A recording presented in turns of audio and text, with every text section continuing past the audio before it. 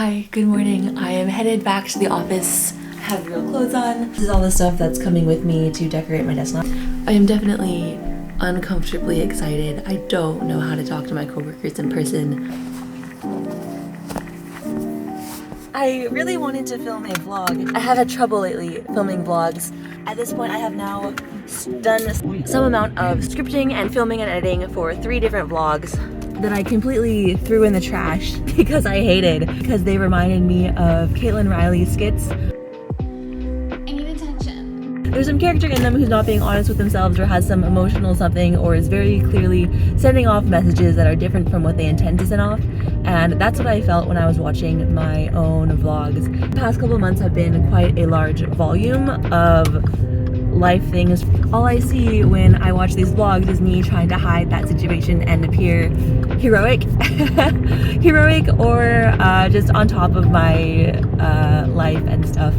This is me attempting to get my face back on the internet, so yeah, I hope you enjoy. Getting a little nervous though, because Google Maps has me getting there 2 minutes before the bus comes. I hope I don't miss the bus.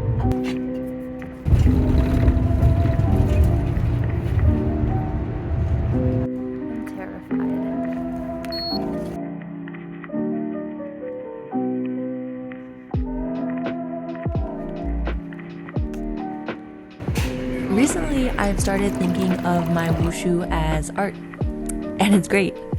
I know it's not probably the most novel concept to a lot of you, but it's never something that I've deeply considered before. Like, I'm definitely a wushu athlete, but I've never ever thought of myself as an artist. Artists paint stuff and dress cool and live in aesthetic spaces, and that is not me.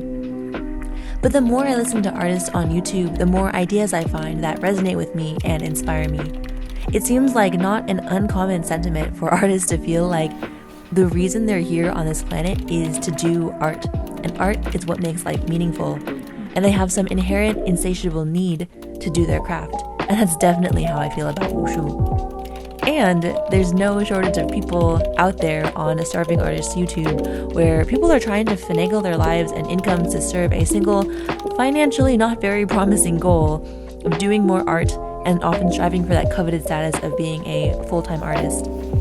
Intermediary steps along the way, including miscellaneous part-time jobs and side hustles. It's really validating to see that there are people out there who are trying to be content creators, but not from the standpoint of wanting to make something that's informational or necessarily useful or searchable or trendy, but from wanting to pursue a craft and then create content as documentation and sharing of those processes and results. For them, the point is to pursue the art, and the content, the vlogs, the tutorials, the Instagram posts, etc., etc., etc., is the byproduct that people consume, which builds an audience, and that audience enables a feedback loop of recognition and financial stability. I've been struggling a lot to define exactly what I want for this YouTube channel, but I'm really drawn to this model. Definitely check out Kelsey Rodriguez and Sam Does Art if you want to hear more about it. Another idea that hugely resonates with me is the fact that your success on a platform hinges on your skill level as an artist, so the cultivation of your craft must be of highest priority. Maybe I will do tutorials and provide wushu resources for people and lessons that I've learned along the way, but I really don't want to be here to tell people how to do things.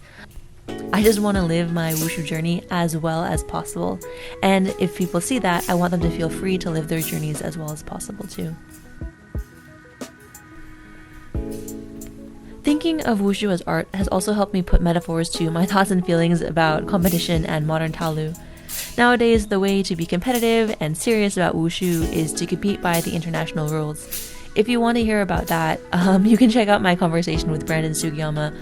Basically, because of the rules, the most strategic forms all follow the same pattern, which to me is very boring and doesn't showcase the best of what wushu has to offer. It feels really wrong to force myself into that box, and training for that kind of Taolu kind of makes me hate wushu, which is bad because I love wushu.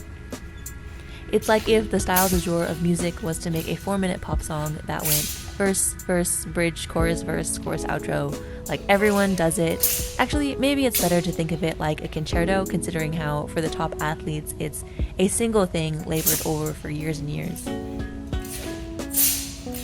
But what if I don't want to make concertos? What if I want to make lo-fi background music or ringtones, what have you? Or what if I'm just happy playing scales and arpeggios all day? That should be okay, right?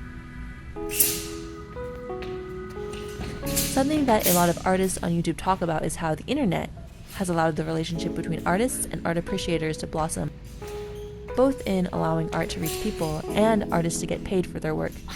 It used to be so much more that if you wanted to be a professional artist, you had to get your art showcased in some venue or sell commission pieces, what have you.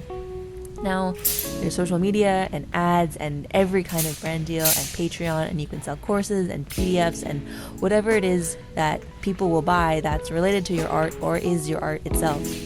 Definitely check out Jack Conte, founder of Patreon, for more elaborate and articulate thoughts on this. Seeing it also just makes me wonder if the ways I think of being a professional wushu athlete are also outdated. It used to be that your options were you could be part of the tiny elite level athletes in a country that supports athletes professionally, or you could teach, or you could work in stunts, or you could be some kind of Disneyland cruise ship performer.